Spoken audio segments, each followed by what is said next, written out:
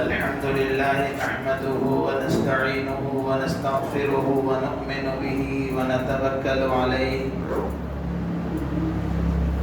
ونعوذ بالله من شرور أنفسنا ومن سيئات أعمالنا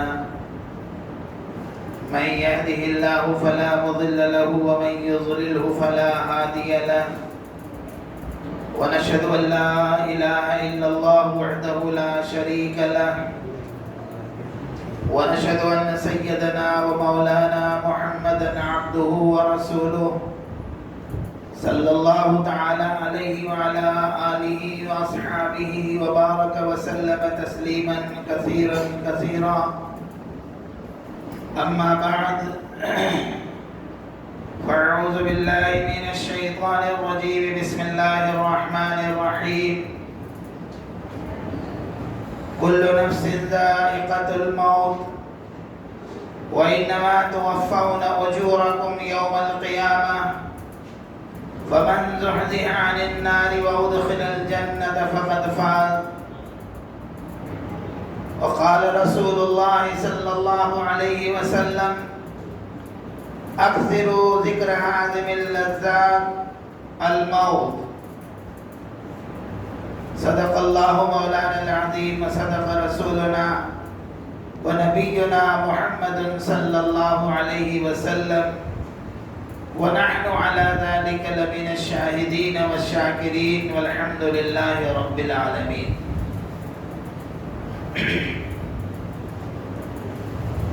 عزیزان گرامی،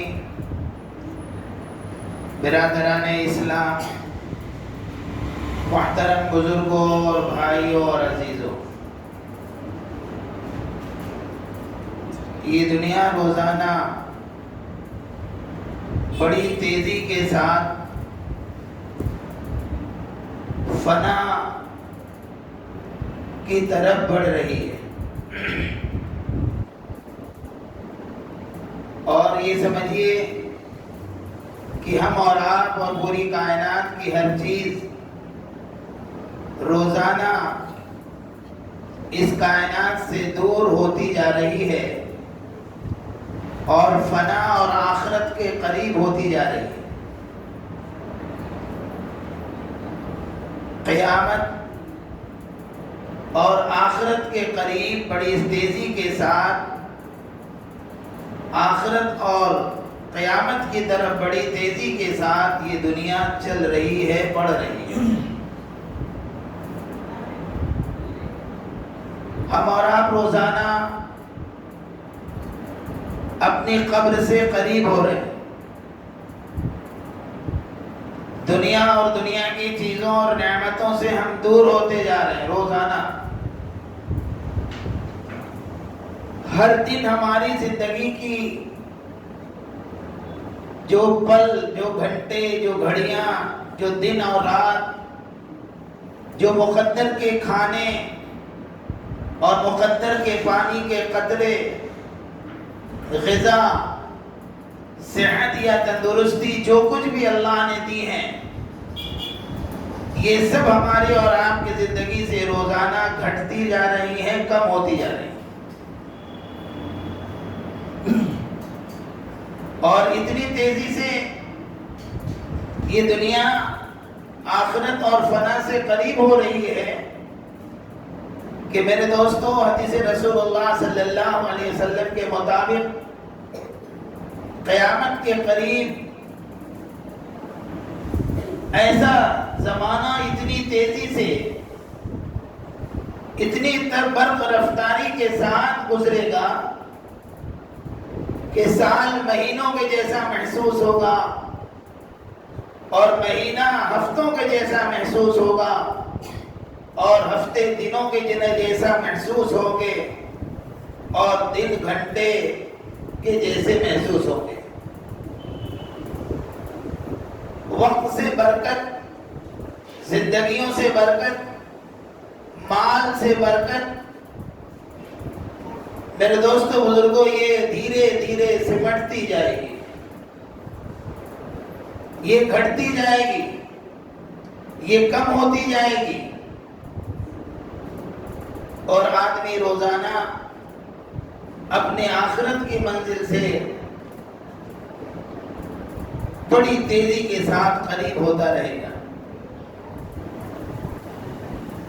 شریعت اسلام میں، مذہبی اسلامی تعلیمات میں جو عقائد کی بنیادی جو تعلیمات ہیں، ان میں سے 3 چیزیں بڑی ہی اہم ہیں، اور وہ 3 بنیادی عقائد ہیں جو تمام نبیوں کی تعلیمات میں بھی مشترک رہی ہیں۔ یعنی ہر نبی کی شریعت میں ہر نبی نے اپنی امت کو ان بنیادی عقائد کی تعلیم دی ہے۔ ان میں سے پہلا عقیدہ عقیدہ توحید ہے، ایک اللہ کی ذات و صفات کا عقیدہ۔ دوسرا جو عقیدہ ہے وہ عقیدہ رسالت ہے،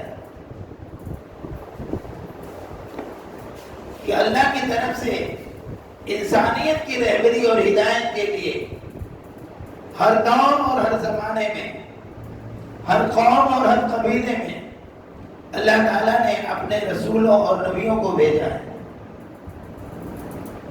اور تیسرا جو بنیادی اسلامی عقیدہ تمام نبیوں کی شریعت میں مشترک رہا ہے، وہ ہے بعث بعد الموت، عقیدہ آخرت، آخرت کا عقیدہ۔ بعث بعد الموت یعنی مرنے کے بعد دوبارہ زندہ کیے جانے والا عقیدہ، کہ مرنے کے بعد اگرچہ ہم صدیوں، وہ تو اللہ ہی کے علم میں ہے کہ مرنے والے کو برزخ کی زندگی سے کتنے سالوں تک گزرنا ہوگا، کتنے صدیوں تک گزرنا ہوگا، اس کا اصل علم تو اللہ کو ہے۔ لیکن یہ بات ضرور ہے کہ عالم ایک ہے عالم ارواح، ایک ہے عالم دنیا، ایک ہے عالم برزخ، اور چوتھی ہے عالم آخرت۔ ساری انسانیت عالم ارواح سے منتقل ہو کر کے عالم دنیا میں آئی، اور عالم دنیا کی جو زندگی اللہ کی طرف سے جو عمر اللہ کے فیصلے میں اس کے لیے طے ہے، زندگی کی وہ سن اور سال، زندگی کی وہ گھڑیاں، اسے گزار کر اور اپنے اپنے وقت پر اس دنیا سے اسے کوچ کرنا ہے۔ یہ دنیا ہمیشگی کی جگہ نہیں ہے۔ الدنیا دار المحنت والفراغ والعقبہ دار الراحت والقرار۔ دنیا یہ محنت اور کوچ کی جگہ ہے، یا محنت کرنا ہے، یا مشقت اٹھانا ہے، یا نرم گرم حالات سے گزرنا ہے۔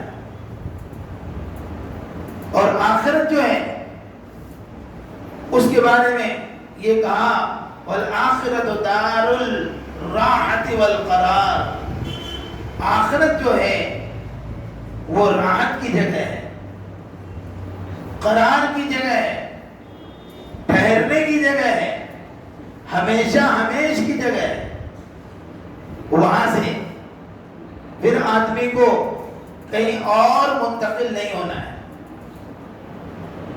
یہ انتقال مکانی ہے۔ یہ کیا ہے؟ انتقال مکانی۔ جیسے انسان عالم ارواح سے منتقل ہو کر عالم دنیا میں آیا، یہ انتقال مکانی ہے۔ پہلے عالم ارواح میں تھا، اب عالم دنیا میں آ گیا۔ پھر یہاں سے منتقل ہو کر، یہاں سے پھر یہ منتقل ہو کر اپنی زندگی کے سن و سال بتا کر گزار کر یہ عالم برزخ میں منتقل ہوگا، یہ عالم برزخ میں جائے گا، اور پھر وہاں اللہ کے فیصلے کے مطابق قیامت تک یہ اپنی قبروں میں کا پڑا رہے گا۔ اور پھر وہ دن آئے گا جو آخرت کا پہلا دن ہوگا، اور سور پھونکا جائے گا.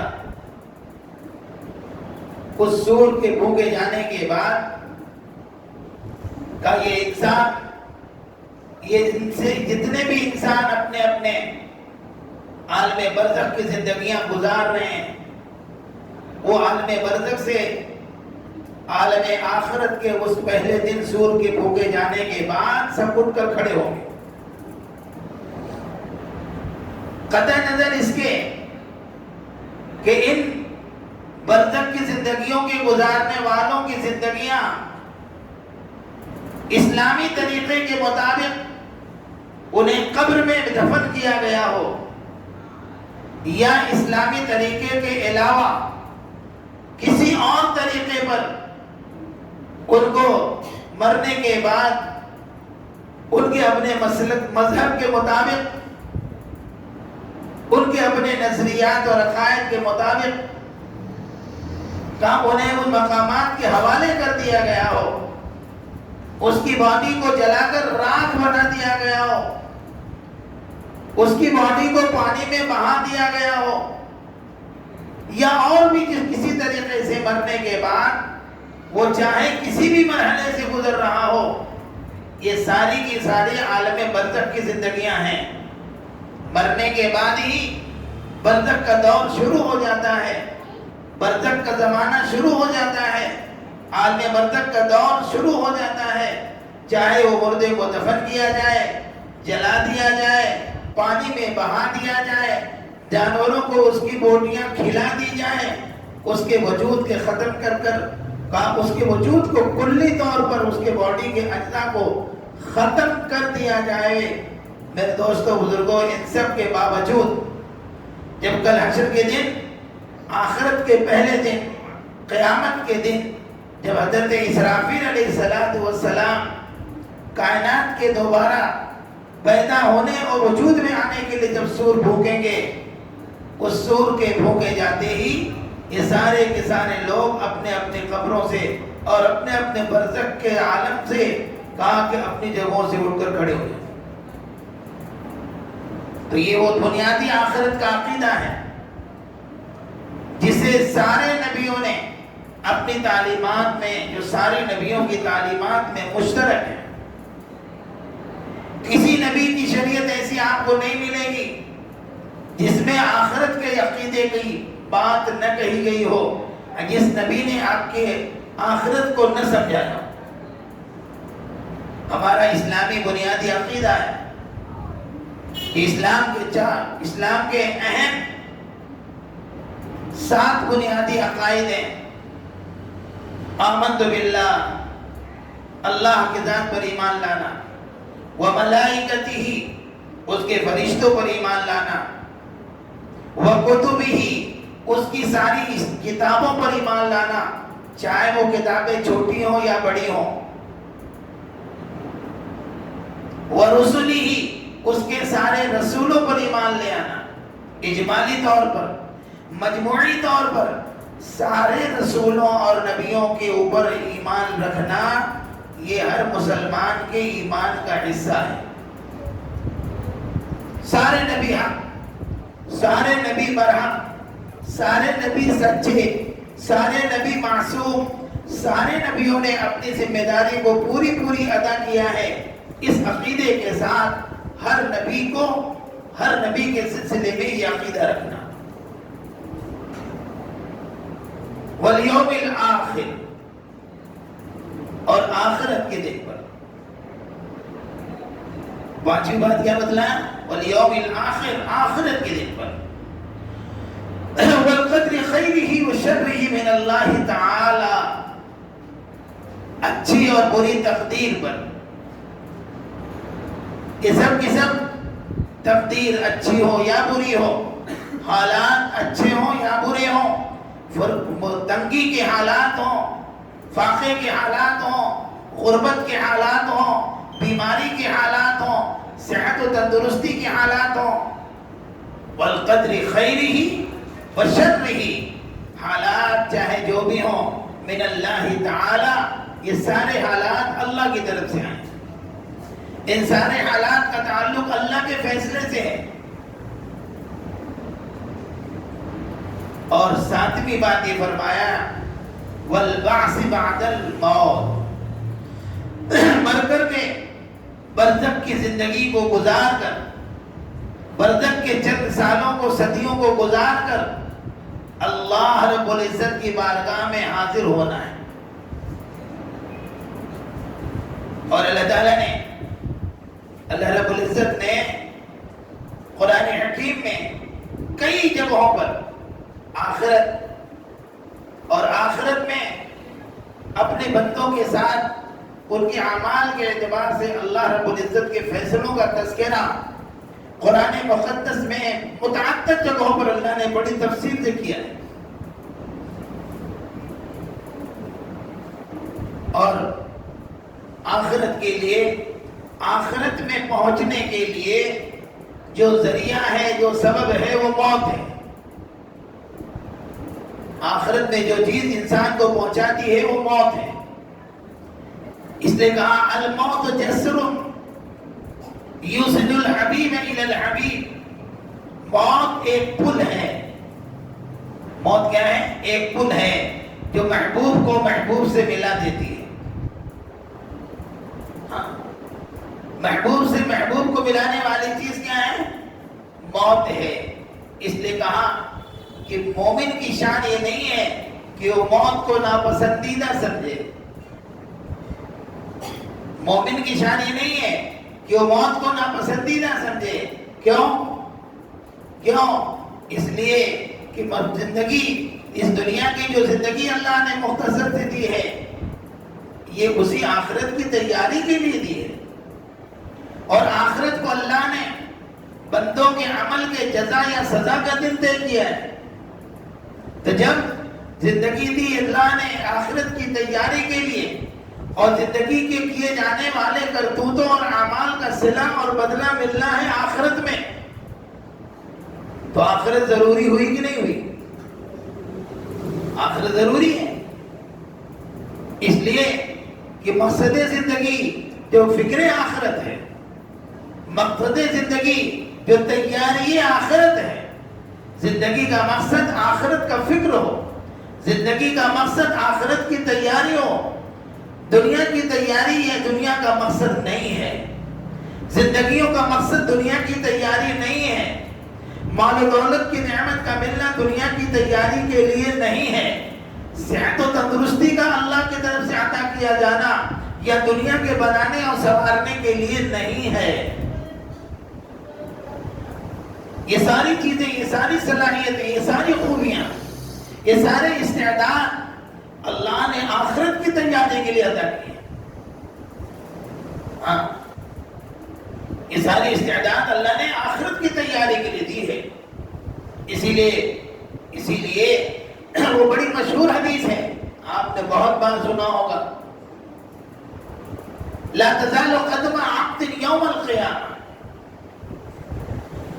انسان کے قدم کل قیامت کے دن حساب و کتاب کی جگہ سے اس وقت تک نہیں ہل سکیں گے حتی یسأل عن خمس، جب تک کہ اس سے 5 باتوں کا سوال نہ ہو۔ کیا مطلب ہوا اس حدیث کا؟ اس حدیث کا مطلب یہ ہوا کہ اس دنیا کی زندگی گزارنے کے بعد ایک دن آنے والا ہے جو آخرت کا دن ہے، اور اس آخرت کے دن میں تمہاری اس مختصر سی دنیا کی زندگی کے سلسلے میں جب تم وہاں کھڑے کیے جاؤ گے تو تم سے اللہ رب العزت کی طرف سے چند باتوں کے سوالات ہوں گے، چند سوالات ہوں گے، اور جس کی تعداد بھی گنواتی کی 5 باتیں پوچھی جائیں گی۔ 5 سوال ہر انسان سے ہوگا، اور یہاں تک کہا کہ جب تک اپنے سوالوں کے جواب نہ دے دیں اس وقت تک اس کا قدم جگہ سے ہل نہیں سکے گا۔ تو اس حدیث سے 2 بات سمجھ میں آئی۔ ایک بات تو یہ سمجھ میں آئی جو قرآن نے کہا ہے، کیا کہا قرآن نے؟ کہ ہم نے کل نفس ذائقۃ الموت، موت کا مزہ ہر ایک کو چکھنا ہے۔ لکل نفس الموت، ایسا نہیں ہے، سمجھ نہیں بات؟ یہ قرآن نے کیا کہا؟ کل نفس ذائقۃ الموت، ہر ایک کو موت کا مزہ چکھنا ہے۔ لکل نفس موت، ہر نفس کو موت یعنی فنش ختم، ایسا نہیں ہے. یہ تو باطل کا عقیدہ ہے. یہ تو اسلام کے عقیدے کا اسلامی غیر اسلامی عقیدہ ہے کہ مر مرا کے بات ختم ہو گئی. نہیں، مر مرا کے بات ختم نہیں ہوگی. قرآن کے الفاظ پہ غور کیجیے آپ. موت نہیں آئے گی، موت کا مزہ چکھایا جائے گا. اور اس موت کے مزہ کے چکھنے کا انجام یہ ہوگا کہ قیامت تک کے اس موت کے چکھنے کی وجہ سے، موت کے لذت کے چکھنے کی وجہ سے قیامت کی صبح تک قبر میں پڑا رہنا پڑے گا، برزخ میں پڑا رہنا پڑے گا. اور جب قیامت کا جو دن ہوگا وہ آخرت کا پہلا دن ہوگا، اور وہ ایسا دن ہوگا کہ اس دن کے بعد پھر دن ہی دن رہے گا، اور اس کے بعد زندگی ہی زندگی رہے گی. اس کے بعد پھر موت نہیں ہوگی. وہ اسباب، وہ شکلیں، وہ مہلکات جن کے ذریعے انسانوں کی ہلاکتیں ہوا کرتی ہیں، جن کے ذریعے انسانوں کی موتیں واقع ہو جایا کرتی ہیں دنیا میں، ان سارے حالات سے گزر کر کے بھی انسان کو کل آخرت میں موت نہیں آئے گی. دنیا میں ایک آدمی کو آگ میں ڈال دیجیے، جل جائے گا، ختم ہو جائے گا، مر جائے گا. اس کے پورے اجزاء ختم ہو جائیں گے، راکھ بن جائے گا. لیکن آخرت میں اگر اللہ نہ کرے، اللہ نہ کرے، کسی کو اگر جہنم میں ڈال دیا گیا تو نہ اس کے وہ ختم نہیں ہوگا، وہ مرے گا نہیں. جبکہ دنیا کی آگ کے بالمقابل جہنم کی آگ 70 گنا زیادہ دہکتی ہے، 70 گنا زیادہ تیز ہے. تو بظاہر اس آگ میں ڈال دیے جانے کے بعد تو اس کو جھلس کر ختم ہو جانا چاہیے. اسی لیے جب دنیا کے بالمقابل اس آگ کی حدت زیادہ ہے، اس آگ میں جلانے کی قوت زیادہ ہے، اس آگ کی تپش زیادہ ہے، تو آپ کو پتا ہے انسانوں کی باڈیوں کو اس آگ کے عذاب کے سہنے کے اعتبار سے ان کی باڈیوں کو بھی بڑھا دیا جائے گا. جہنمیوں کی باڈیاں بڑھائی جائیں گی. سینے اتنے بڑے، ایک جبڑے سے دوسرے جبڑے کے درمیان کی لمبائی چوڑائی کا بہت پہاڑ آ جاوے، اتنا لمبا چوڑا جبڑا. مشرق سے مغرب اتنے لمبے چوڑے. میرے دوستو یہ کیوں؟ کہ یہ اس لیے کہ جس عذاب کے گھر میں جس جہنم کی آگ میں اسے ڈالا گیا ہے، دنیا کی آگ کے مقابل میں اس آگ کی دھبش، اس آگ کی حدت، اس کی گرماس بہت زیادہ ہے. اس لیے اس کو چونکہ تکلیف دینا ہے، اس کو چونکہ دنیا کے کالے کرتوتوں کی وہ جہنم میں ڈال کر کے سزا دینا ہے. اس سزا کی وجہ سے کہا اس کی باڈی میں، کہا اس کے حجم کو، اس کی سائز کو بڑھایا جائے گا تاکہ وہ جہنم کے عذاب کو سہے. جہنم کے عذاب کو سہے نہیں بلکہ جہنم کے عذاب کو چکھے. کیا سہے گا؟ تو آخرت کا یہ ایک یقینی چیز ہے، یہ ایک یقینی چیز ہے. اور آخرت میں جانے کے لیے موت اس کا راستہ ہے. اور دنیا کی زندگی اسی لیے دی. اللہ تعالیٰ کہہ رہے ہیں کہ ہم تم کو موت کیوں دیں گے؟ انما توفون اجورکم یوم القیامہ، تاکہ ہم تم کو تمہاری زندگی کے کیے ہوئے کاموں کے، اچھے اور برے کاموں کے یا اجر ہوگا یا جزا ملے گی یا سزا ملے گی، نیکی ملے گی یا پکڑ ہوگی. کہا وہ نیکی اور جزا اور سزا کے دیے جانے کا دن ہے، تمہارے اعمال اور کرتوتوں کے بھگتان کا دن ہے. اس دن تمہارے اعمال کی بنیاد پر تمہارے حق میں فیصلے کا دن ہے. اس لیے جو کہ تم کو دنیا میں ہم نے اس آخرت کی تیاری کے لیے بھیجا تھا اور موت کے راستے سے ہم نے تم کو دنیا میں بلانے کا نظام بنایا ہے. لہذا دنیا میں آنے سے لے کر کے موت تک تمہاری محنت کا جو ٹارگٹ ہو، تمہاری فکروں کا جو ٹارگٹ ہو، تمہاری محنتوں کا جو ٹارگٹ ہو، تمہارے رات و دن کی کوششوں کا جو ٹارگٹ ہو، وہ آخرت ہونی چاہیے، وہ اللہ کی رضا ہونی چاہیے، وہ اللہ کا مہمان خانہ جنت ہونا چاہیے، وہ اللہ کی زندگی ہونی چاہیے. ان نشانوں کے ساتھ مسلمان کو اس دنیا میں زندگی گزارنا ہے. یہ ٹارگٹ ہے, یہ نشانے ہیں, دنیا میں بھیجے جانے کے یہ مقاصد ہیں. اللہ تعالیٰ نے دنیا میں اسی مقصد کے لیے بھیجا ہے, اسی مقصد سے بھیجا ہے, اسی ذمہ داری کو پورا کرنے کے لیے بھیجا ہے, اسی آخرت کی تیاری کے لیے بھیجا ہے, اسی موت کی تیاری کے لیے بھیجا ہے. آج ہمارا اس باس بعد الموت, مر کر دوبارہ زندہ ہونے کے عقیدے کے سلسلے میں کہیں نہ کہیں ہمارے اندر کوتاہی ہے, ہمارے اندر بے فکری ہے, ہمارے اندر لاپرواہی ہے, ہمارے اندر لاخیراپن ہے. دنیا کی دوسری قوموں نے جیسے سمجھ رکھا ہے مر گیا کام ختم ہو گیا, ہم بھی یہی سمجھتے ہیں مر گیا کام ختم ہو گیا, بات ختم ہو گئی.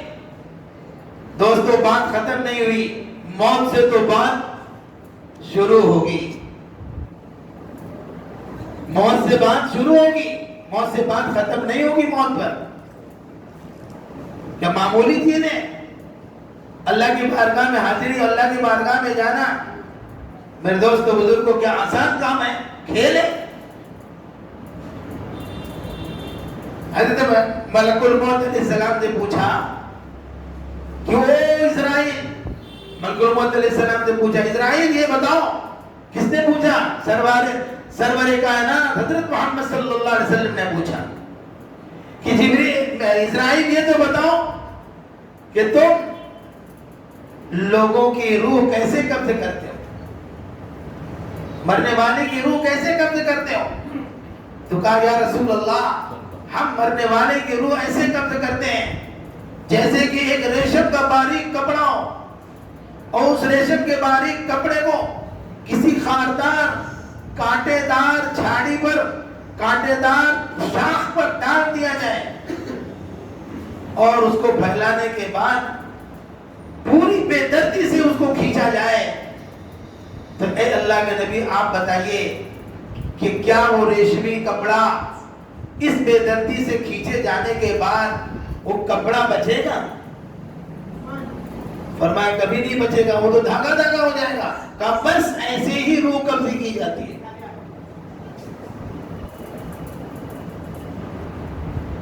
یہ آسان بات نہیں. کلا کلا اذا بلغت التراقی وقیل من راق وظن انه الفراق والتفت الساق بالساق الى ربك يومئذ المساق. روح کو ہنسلیوں میں لا کر کے روک دیا جائے گا. یہ ہنسلی ہے نا, ہنسلی, ہاں, روح کو ہنسلیوں میں روک دیا جائے گا. اذا بلغت التراقی وقیل من راق. ارے ہے, ارے کوئی ہے. جب ہنسلیاں اٹک جاتی, روح اٹک جاتی جب ہنسلی میں, یعنی جب لوگ سمجھتے ہیں کہ اب بس روح نکلنے کی ہے, اب بس قریب ہے کہ بندہ دنیا سے چلا جائے, تو لوگ کہتے ہیں بلاؤ بلاؤ یاسین پڑھنے والے کو بلاؤ, بلاؤ بلاؤ کلمہ تلقین کرنے والے کو بلاؤ, بلاؤ بلاؤ فلانا کرنے والے کو بلاؤ. تو کہتے ہیں وقیل من راق. ارے ہے کوئی جو آ کے کچھ تلقین کر دے, ہے کوئی جو آ کے دعا کر دے, ہے کوئی جو آ کے جھاڑ پھونک کر دے, ہے کوئی جو آ کر کلمے کی تلقین کر دے, ہے کوئی جو سرانے آ کے یاسین پڑھ دے.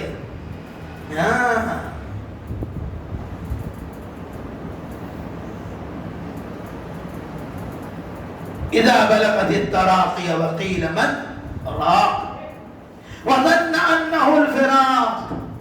اس نے بھی سمجھ لیا کہ اب بس رخصتی کا وقت آ گیا.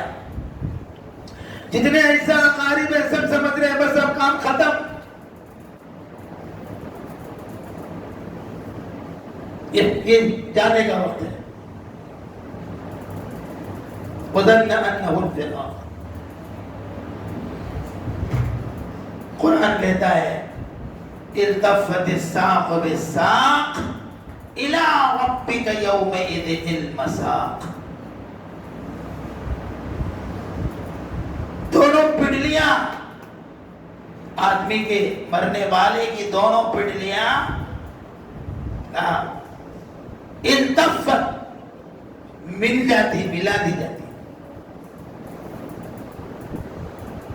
آپ زندگی میں جب بدن میں انسان کی روح ہے، دونوں پٹلیاں بالکل چپکانا چاہے بہت تکلیف نہیں چلتا. آدمی کی جو اپنی عادت ہے لیٹنے میں، بیٹھنے میں، چلنے میں، آپ کسی کو جیسے 4 انگل نماز میں جگہ 2 قدم کے درمیان چھوڑ کر آپ کھڑے رہتے ہو، بس چلو ایسے کہ 4 انگل دونوں قدم کے درمیان بھی جگہ رہے، چل سکتے ہیں؟ نہیں.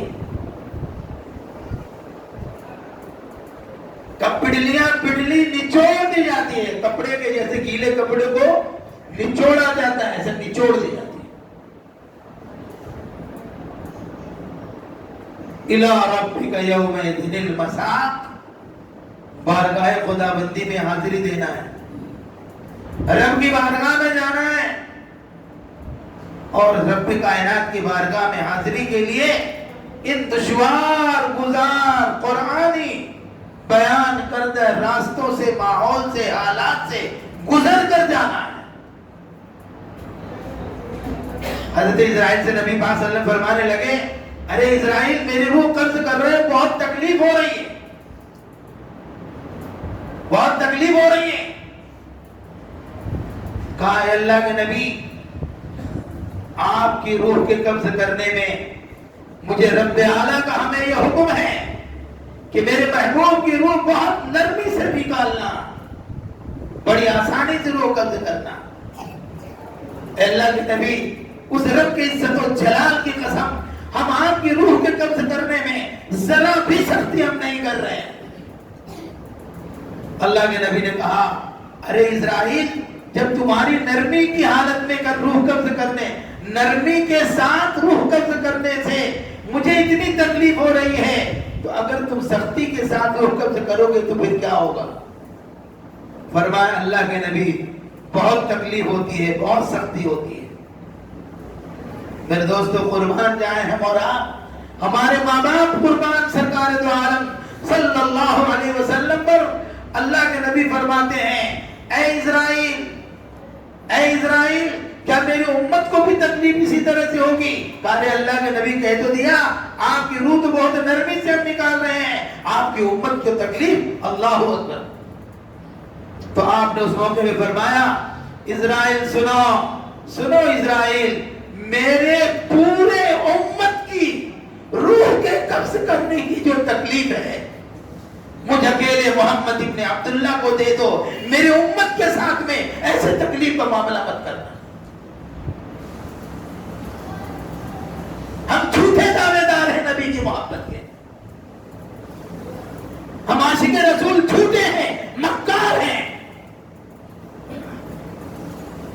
اس نبی کی محبت کا اندازہ لگاؤ، اس ساری امت کے، صرف مسلمانوں کے نہیں، ساری امت کے چاکنی کی تکلیف کو ہمارا نبی اپنی ذات پر جھیلنے کو تیار ہے.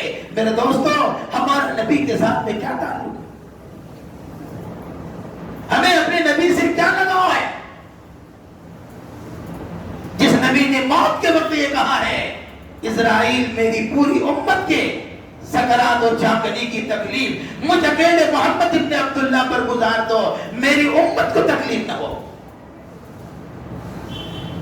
آج اس نبی کی امت نے اس نبی کی شریعت کا کھلواڑ بنایا ہے، اس نبی کا کھلواڑ بنایا ہے، اس نبی کو تماشا بنایا ہوا ہے. ارے جو نبی کے دشمن ہیں، ان سے تو وہی ہوگا جو ایک دشمن نے کرنا چاہیے. جو نبی کی دوستی کا دم بھرتے ہیں، نبی کی محبت کا دم بھرتے ہیں، نبی سے عشق کا دم بھرتے ہیں، نبی سے اپنائیت کا دم بھرتے ہیں، نبی کی چاہت کا دم بھرتے ہیں، نبی کی تابعداری کا دم بھرتے ہیں.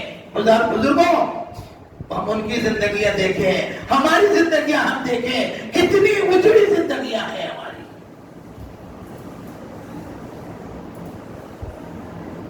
ہماری کتنی بگڑی زندگیاں ہیں. کس منہ سے ہم نبی کے پاس جائیں گے؟ کس منہ کو لے کر ہم خدا کے پاس جائیں گے؟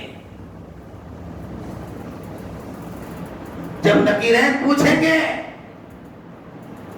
جب نکیرین پوچھیں گے من ربک، تیرا رب کون ہے؟ قبر میں مسلک نہیں پوچھا جائے گا، قبر میں مذہب پوچھا جائے گا.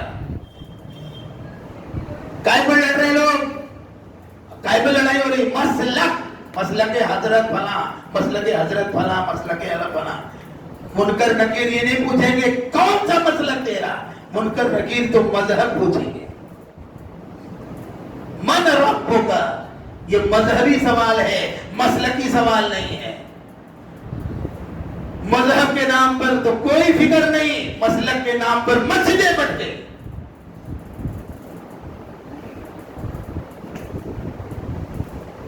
مدرسے بن گئے، بٹ گئے، قرآن بٹ گیا. لا حول ولا قوت الا باللہ.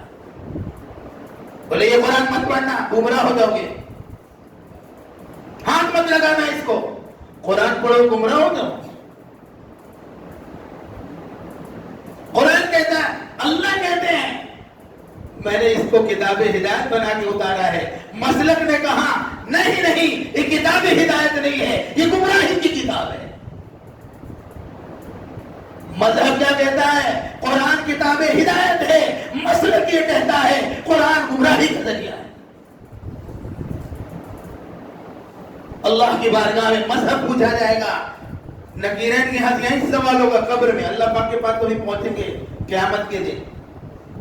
ہم تو منکر نکیر کے سوال کے جواب نہیں دے پائیں گے.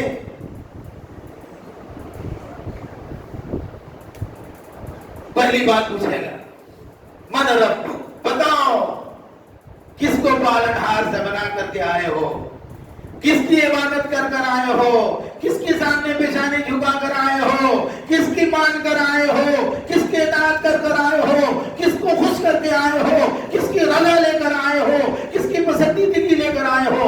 من رب کا بتاؤ.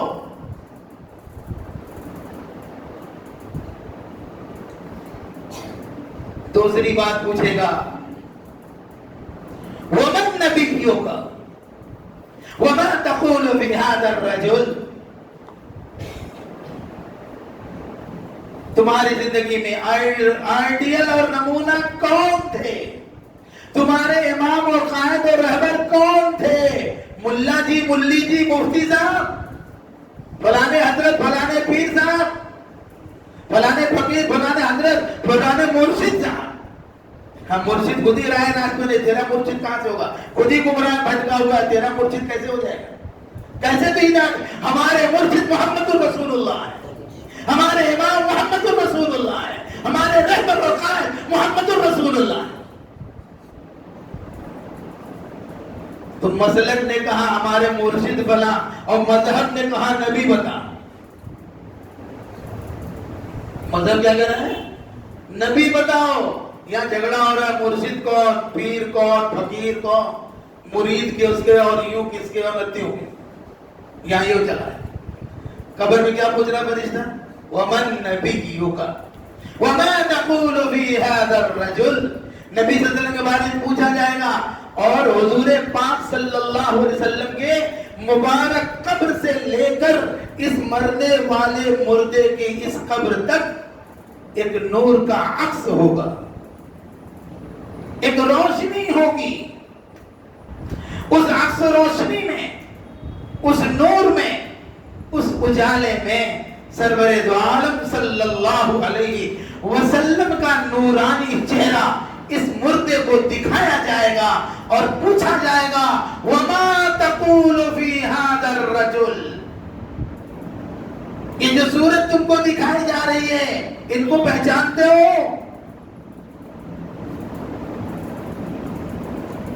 سب کے قبر میں نبی آ کے یہاں دورہ کرے آئیں گے نبی. ہاں بولے جب نبی آئے گے تو کھڑے کے سلام شروع کر دیں. عجیب عجیب باطل باتیں خیر. اس سوال پر وما تقول فی هذا الرجل ومن نبیوں کا، اس سوال کی جو تشریح ہے اور نبی کے بارے میں جو اس سے پوچھا جا رہا ہے دوسرا سوال، اس کی وضاحت یہ ہے جو میں کہہ رہا ہوں. اور میں کیا کہہ رہا ہوں؟ قرآن حدیث نہیں کہا جو آپ کو کہہ رہا ہوں. تو کیا پوچھا گیا؟ ومن نبیوں کا. دوسری بات. تیسرا سوال کیا ہوگا؟ وما دینک قوم الاسلام، مذہب بتاؤ. یہ دیکھو میں نے کہا کیا پوچھے گا فرشتہ؟ مذہب، مسلک نہیں. کیا بتائیے؟ مذہب بتائیے. وما دینک، تیرا مذہب کیا ہے؟ وما الاسلام، اسلام کے بارے میں تو کیا کہتا ہے؟ یہ پوچھا جائے گا. مذہب مسلک نہیں پوچھا جائے گا.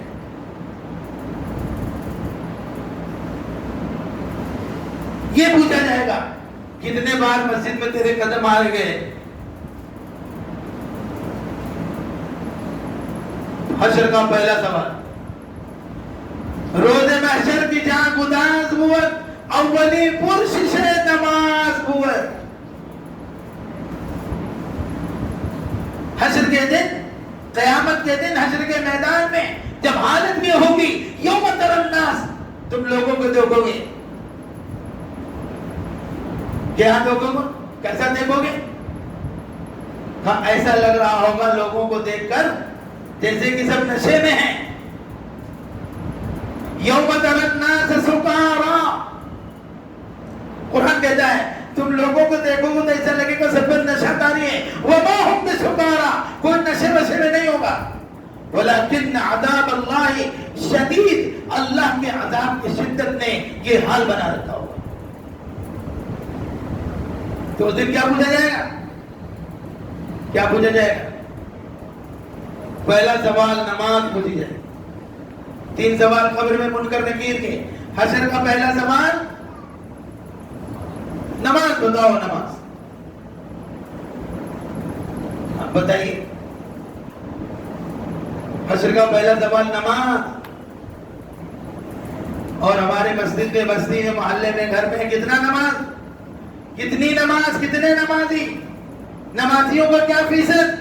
نماز کا کیا فیصد ایوریج بتائیے. بات یاد رکھیے جو شروع میں عرض کی تھی، دنیا آخرت کی تیاری کے لیے دی ہے. اس بات پر موضوع پر بات ہو رہی ہے. دنیا کی زندگی آخرت کی تیاری کے لیے ہے، اور آخرت کی تیاری کے لیے سوالات، یہ جو سوالات ہیں، ان سوالات کے جواب کے لیے، آخرت کی تیاری کے لیے یہ زندگی اللہ نے دی ہے. قبر کے 3 سوال منکر نکیر. حشر کے میدان میں جب کھڑا ہوگا سالوں بیت جائیں. علماء نے لکھا 50,000 سال کے بعد اللہ پاک کو بہت منا کر، اللہ کو بہت منا کر، منت سماجت کر کے سرور دو عالم علیہ السلام اللہ کو راضی کریں گے کہ اللہ بس درخواست یہ ہے، حضور اللہ کی بارگاہ میں سجدے میں پڑ جائیں گے. اللہ کہیں گے یا محمد ارفع راسک، محمد صلی اللہ علیہ وسلم اپنا سر اٹھائیے. سل توتن، مانگو دوں گا. اشفع تشفع، شفاعت کرو شفاعت قبول کروں گا. جب اللہ نبی کو اپنے بارگاہ میں سجدے میں پڑا ہوا دیکھیں گے یہ 3 باتیں کہیں گے. آپ صلی اللہ علیہ وسلم سر اٹھا کر کہیں گے اللہ بس کچھ نہیں چاہتا، صرف درخواست یہ ہے کہ حساب کتاب شروع کیجیے. اب صاحب حساب کتاب جب شروع ہوگا تو پہلا سوال نماز کا ہوگا. جس کی نماز اچھی اور پکی، اس کی پوری زندگی اچھی اور پکی. کیوں؟ ان الصلاۃ تنہی عن الفحشاء والمنکر، نماز وہ اہم عمل ہے، نماز وہ اہم عبادت ہے، نماز وہ ایسی خوبی ہے، نماز ایسا فریضہ ہے، نماز میں وہ خوبی اللہ نے رکھی ہے کہ نمازی کو تمام بے حیائیوں سے، برائیوں سے روک دیتی ہے. تو اگر اس کی زندگی میں نماز صحیح ہے تو گویا آگے کی سارے باتیں ٹھیک ہیں. اور نماز اگر نہیں ہے تو پھر اللہ کی پناہ، اللہ کی پناہ. سرکار دو عالم علیہ السلام فرماتے ہیں کہ جس کی زندگی میں نماز نہیں ہوگی اس کے سوالات بہت سخت ہوں گے، اس کا حساب و کتاب بہت سخت ہوگا. مسلمانوں، ہم دنیا کا، ہم مالک اور باس کا حساب تو دے نہیں سکتے. اگر کسی کے والدین سخت ہو تو بیٹے والدین کے سامنے حساب دے نہیں سکتے، آئے بھائی کریں گے تو رب کائنات حساب لینے پر آ جائے بیڑا پار ہوگا. سیدہ عائشہ رضی اللہ عنہ فرماتی ہیں کہ قیامت کے دن اگر اللہ نے کسی کے حساب کے لینے کا فیصلہ کر لیا، سمجھو نیا ڈوب گئی، سمجھو لٹیا ڈوب گئی، بس اللہ اس کے اعمال نامے کو دیکھ کر کے اللہ مسکرا کر کے کہتے ہیں ہاں ٹھیک ہے چلو جاؤ جاؤ. ایسا ہو اللہ ہم سب کے ساتھ ایسے ہی فرمائے. تو سمجھیں میرے دوستو بزرگوں کہ بیڑا پار ہو جائے گا. ورنہ سن لو قرآن کہتا ہے ثم لتسألن یومئذ عن النعیم. اللہ کل قبر میں، کل آخرت میں اپنی نعمتوں کا تم سے سوال کرے گا. نعمتوں کا سوال کرے گا. بتائیے جواب دے سکیں گے ہم؟ حلق سے نیچے پانی کے گھونٹ کا نگل لینا، لقمے کا حلق سے نیچے اتر جانا، پیشاب پاخانے کا کر لینا، پیروں میں جوتا چپل پہن لینا، سہولت اور عافیت کے ساتھ سے راستوں پہ چل لینا، یہ بھی اللہ کی بہت بڑی نعمت ہے.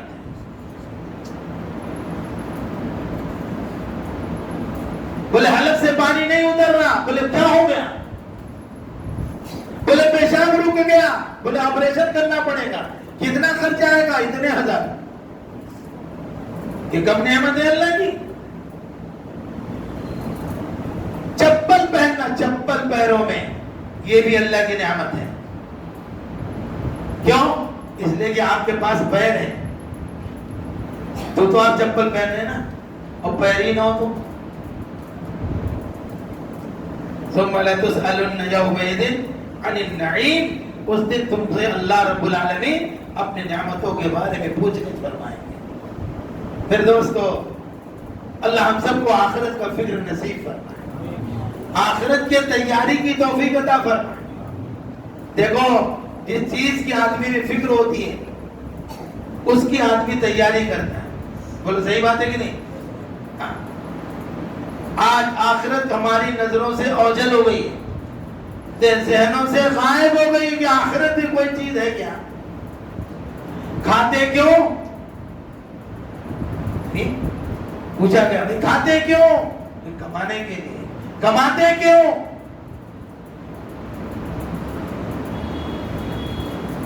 کھاتے کیوں؟ کمانے کے لیے. کماتے کیوں؟ کھانے کے لیے. اس سے آگے اور کوئی ہماری زندگی کا نشانہ نہیں ہے. دوستو ہم مسلمان ہیں. اور 5 باتیں جلدی سے گنوا دو بس جو حشر میں پوچھی جائیں گے. تیاری کیجیے. اللہ ہم کو، اللہ سب سے پہلے مجھ کو اس کی فکر عطا فرمائے. آپ سب کو، پوری ملت کو، پوری امت کو اللہ اس کا شعور عطا فرمائے. عن عمرہ فیما افنا. کائنات، رب کائنات پوچھیں گے عن عمرہ فیما افنا، جوان عمر کہاں لگایا. سوال نمبر 1 کیا پوچھیں گے؟ عمر کہاں لگائی، زندگی کہاں لگائی.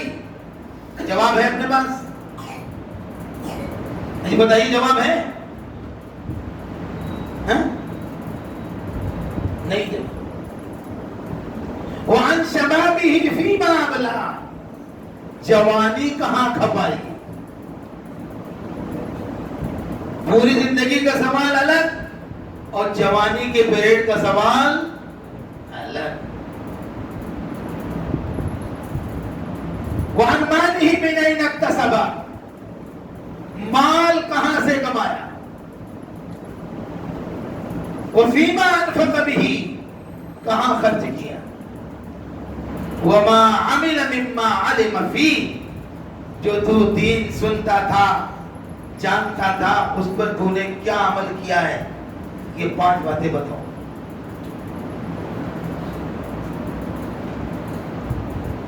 دوستو اس دنیا کی زندگی اسی تیاری کے لیے، انہی سوالات کی تیاری کے لیے اللہ نے دی. یہ ساری نعمتیں، جوانی، عمر، مال، یہ نعمتیں جو ہیں یہ اللہ کی نعمتیں ہیں. ثم لتسألن یومئذ عن النعیم، یہی نعمتیں جن کے بارے میں پوچھا جائے گا. اس لیے میرے دوستو اپنی زندگی کے ٹارگیٹ کو ٹھیک کرو. ہماری زندگی کا ٹارگیٹ دنیا نہیں ہے, ہماری زندگی کا ٹارگیٹ آخرت ہے. کو انشاءاللہ ہم اپنی زندگی کا ٹارگیٹ آخرت بنائیں گے, کہیے انشاءاللہ. اور انشاءاللہ کے ساتھ ساتھ جیسے فصل انشاءاللہ سے نہیں اگتی, کیوں اگتی ہے کیا؟ بولے ایک بہترین مولانا بلائیے میرے جیسا پھکڑ فقیر کم علم جاہل گنوار, بولا حضرت تقریر کر دیجیے آپ کائے میں کھیتی کی فضیلت سنا دیجیے, ہاں گنے کی فضیلت سنا دیجیے, گندم کی فضیلت سنا دیجیے, چاول کی فضیلت سنائیے اور فروٹ کی فضیلت سنائیے. اور سارا مجمع کہے انشاءاللہ, سب نے کہا ماشاءاللہ, سب نے کہا الحمدللہ, اور سب نے کہا آمین ثم آمین. تو بچے پلٹ کے دیکھیں تو پوری فصل تو لہلا رہی. ایسے ہی ہے نا, ایسے ہی ہے کہ عجیب بات ہے, ایسا نہیں ہے. ہاں کیا ہوگا فصل کی پیداوار کے لیے کیا کرنا پڑے گا؟ ارے میاں وہ ساری محنت کرنا پڑے گی جو کسان کو کرنا ہے, تب جا کے فصل لہلائے. اور یہ فصل کتنے دن کی ہے؟ 4 دن کی. بہت مشہور ڈائلاگ ہے نا, 4 دن کی. پھر کتنے دن؟ بہت مختصر. اس کے بعد کیا سب چھوڑ چھاڑ کے چلا جائے گا؟ میرے دوستو, جب اس دنیا کی چند روزہ فصل کی پیداوار کے لیے اگانے کے لیے اس سے فائدہ اٹھانے کے لیے اتنی محنت, 4 مہینہ, کتنی محنت؟ ارے عموماً ایک فصل کی مدت 4 مہینے ہی لوگ کسان کہتے ہیں. یعنی کہ جوتنے سے لے کر, بونے سے لے کر, پکنے سے لے کر, کٹنے سے لے کر, دایا جانا, اوسایا جانا, اور پھر گلے اور کلیان سے ایک دکان پہ آنا اور گھر میں آنا, ایک لمبا وقفہ لگتا ہے. دنیا کی کاشتکاری کے پیچھے اتنی محنت, اور آخرت کے لیے جمعہ بہت اتنا کافی ہے. ویکلی اٹینڈنس مسجد میں, تو آفس میں ویکلی اٹینڈنس تو 4 دن سال میں مہینے میں 4 دن بھریں گے, اور جا کے پگار مانگ لینا. پھر کیا کہے گا وہ؟